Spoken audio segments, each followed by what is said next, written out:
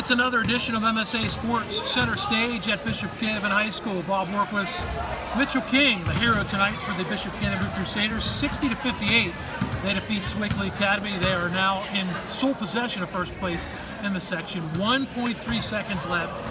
Mitchell King gets a steal, drives down the court. We got fouled from behind. Talk about it. What was going through your mind, Mitchell? Talk me through the whole sequence, too.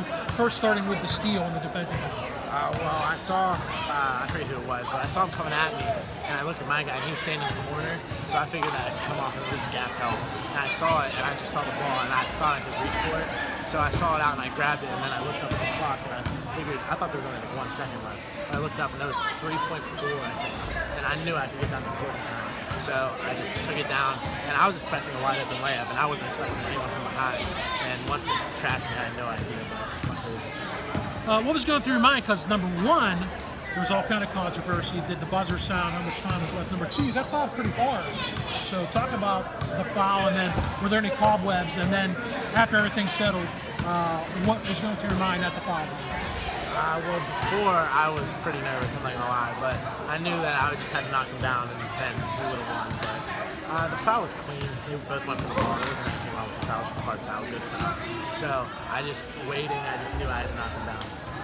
Was there any thought in your mind, because at the end of the third quarter you had the half-court three-point buzzer beater? Was there any thought in your mind at the end of the game of pulling out from distance? I definitely thought of that because I hit the third quarter one. But I thought, like I said, I thought there was 1 second left. I thought I was going to have to. But once I found out that there was 3 seconds, I knew I could take it all away. Now you came into the game, you're averaging over 18 points. You finished with 12, obviously some big ones too. At any point were you frustrated? And did you or your team get frustrated because you had a big halftime lead and they came out and socked it to you in the third quarter? We definitely came out. We were frustrated. I knew we were. But we all knew that Swickley was going to make a push after the first half, and they did. But yeah, we were all frustrated, but we just kept in there and kept swinging, and we got it done. Now you're pretty senior loaded here. Coach was talking about it with us after the game. Talk about your role as a senior and how you are one of the leaders on this team. Yeah, we have a lot of great senior leadership. We have the 4 starters, and then we have Jake West off the bench. He's also a great leader, but all 5 of our seniors are great leaders. Describe your leadership style. Are you a vocal leader? Do you lead by example, or are you a cut up in the locker room? Definitely in the locker room. I try and make my presence. Just pick up the younger guys and maybe like tease them, just get them to do their full potential that I know they can do. What's about the next level for you? Any interested in playing hoops at the next level? Any schools interested in you? You interested in any schools? Definitely interested in playing. I'm looking right now. My favorite is probably Penn State Barron at the D3 level. I really like it up there.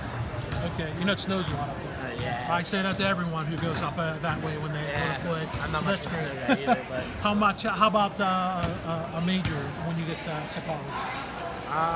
I'm kind of split right now between engineering and like business sort of marketing, but they actually have a program up there that like makes the both of them, so Okay. I'm really looking into that. Okay, so that might be right up your alley. You have 3 games left in the section. What's a key for the Crusaders down the stretch run, and then what do you think is a key as you guys are getting into the playoffs? We just have to keep playing hard. Our offensive game, I think, is great. It's all about our defense and rebounding. First half, I thought we played great defense and rebounded great, but the second half, they came out and they got some offensive rebounds and got some putbacks. So I think for the rest of the stretch and playoffs, that we just have to focus on defensive rebounding. Mitchell King, the hero tonight for Bishop Canevin. 2 free throws with 1.3 seconds left. Crusaders defeat Swickley Academy 60-58. Good job, Mitchell. Thanks for joining us. I'm Bob Orkwis. This has been another edition of MSA Sports Center Stage.